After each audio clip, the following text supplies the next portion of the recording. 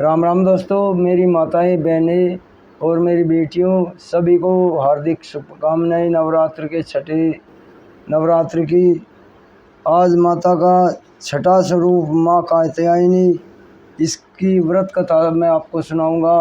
इसे सुने और माता का अपार शक्ति पाएँ, माता की अपार कृपा प्राप्त करें। तो शुरू करते हैं। जय माता की। माँ कात्यायनी छठा अध्याय। चंद्रहासोज्ज्वल करा साइल वर वाहना, कात्यायनी शुभम दद्दा देवी दानव घातिनी। माँ दुर्गा के छठे स्वरूप को कात्यायनी कहते हैं। कात्यायनी महर्षि कात्यायन की कठिन तपस्या से प्रसन्न होकर उनकी इच्छानुसार उनके यहाँ पुत्री रूप में पैदा हुई थी। महर्षि कात्यायन ने सर्वप्रथम इनकी पूजा की थी, इसलिए ये कात्यायनी के नाम से प्रसिद्ध हुई। माँ कात्यायनी अमोघ फलदायिनी है। दुर्गा पूजा के छठे दिन इनके स्वरूप की पूजा की जाती है।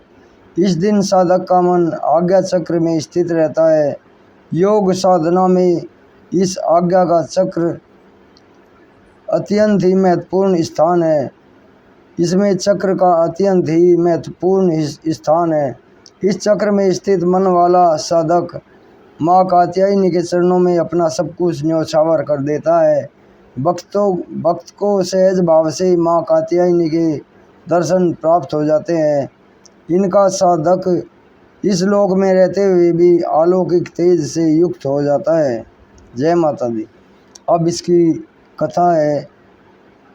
ओम राजा बोले, हे ऋषि श्रेष्ठ, आपने रक्त बीज के वध से संबंध रखने वाला देवी चरित्र का यह अनोखा माहात्म्य मुझे सुनाया।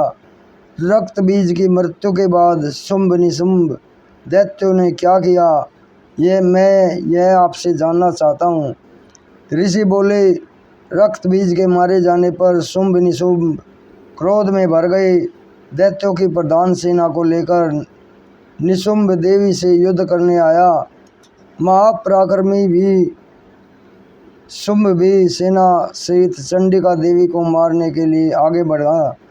शुंभ और निशुंभ का देवी से घोर युद्ध हुआ। दोनों भाई शुंभ निशुंभ देवी पर इस प्रकार बाणों को छोड़ने लगे मानो मेघ वर्षा कर रहे हों। देवी ने असुरों द्वारा छोड़े गए बाणों को अपने बाणों से काट डाला और अपने शस्त्रों की वर्षा से उनको चोट पहुंचाई। निशुंभ ने तेज धार वाली तलवार और चमकती ढाल लेकर देवी के वाहन सिंह के मस्तक पर वार किया। इस पर देवी ने अक्षुरप्र नामक बाण से निशुंभ की तलवार काट डाली और उसकी ढाल के जिसमें 8 चांद जड़े थे टुकड़े टुकड़े कर डाले। ढाल और तलवार के कट जाने पर निशुंभ ने शक्ति का प्रहार किया, जिसके देवी ने अपने चक्र से 2 टुकड़े कर दिए। निशुंभ मारे क्रोध के जल भुन गया और देवी पर शूल से वार किया, परंतु देवी ने अपने मुक्के से शूल को चूर चूर कर दिया।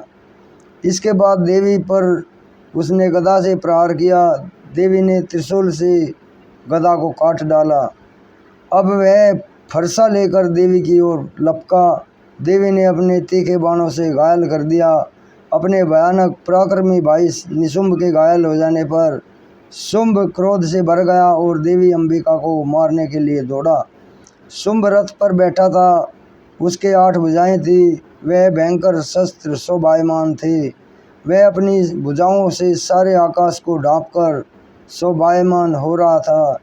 देवी ने शुंभ को देखकर शंखनाद किया तथा अति दुसह धनुष की प्रत्यंचा का शब्द किया। अपने घंटे के शब्द से चारों दिशाएं भर दी, जिसकी आवाज़ से असुर सेना का तेज नष्ट हो गया।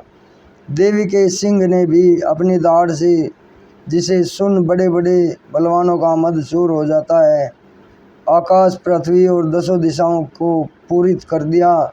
इसके बाद आकाश में उछलकर काली ने अपने दांतों और हाथों को जमीन पर पटका। उसका ऐसा करने से ऐसा शब्द उत्पन्न हुआ कि पहले के सारे शब्द शांत हो गए। शिवदूती ने असुरों में भय उत्पन्न करने के लिए अट्टहास किया, जिसे सुनकर सब राक्षस घबरा गए और शुंभ क्रोध से भर गया। देवी अम्बा ने शुंभ से कहा, अरे दुष्ट, खड़ा रहे। इस पर आकाश से सभी देवता जय जयकार बोल उठे। जय हो, ये बोल उठे। शुंभ ने वहां आकर ज्वालाओं से युक्त एक भयंकर शक्ति छोड़ी, जिसे देवी ने अपनी मोलका नामक शक्ति से काट डाला। इस पर शुंभ ने सिंहनाद किया, जिससे तीनों लोग गूंज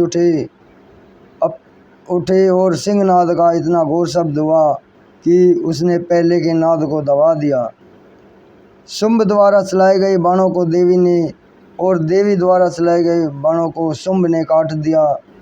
क्रोध में भरकर देवी चंडिका ने शुंभ पर त्रिशूल चलाया, जिससे मूर्छित होकर वह पृथ्वी पर गिर पड़ा।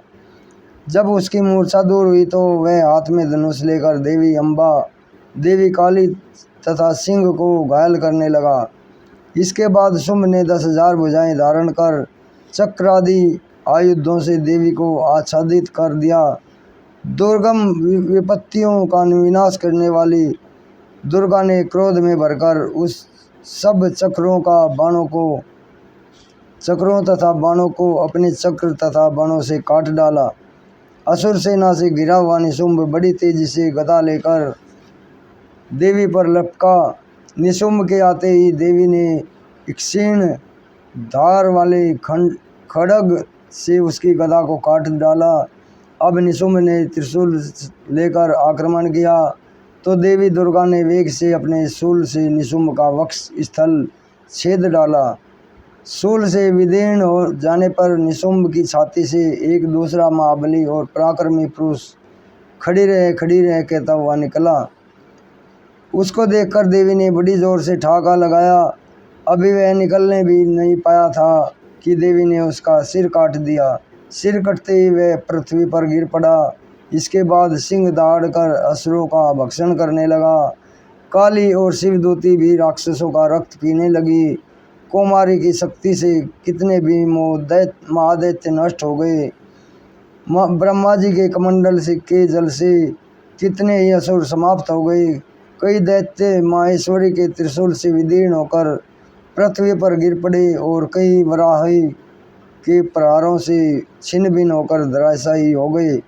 वैष्णवी ने भी अपने चक्र से बड़े बड़े महापराक्रमियों का कमचूर निकालकर यमलोक पहुंचा दिया। इंद्र के हाथ से छूटे हुए वज्र द्वारा कितने ही राक्षस यमपुरी पहुंच गए। कितने ही राक्षसों को काली, शिवदूती और सिंह ने भक्षण कर लिया। जय माता की, जय माता की।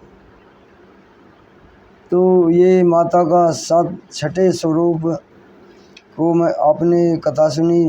कल मैं आपको इनके 7वें स्वरूप की कथा सुनाऊंगा।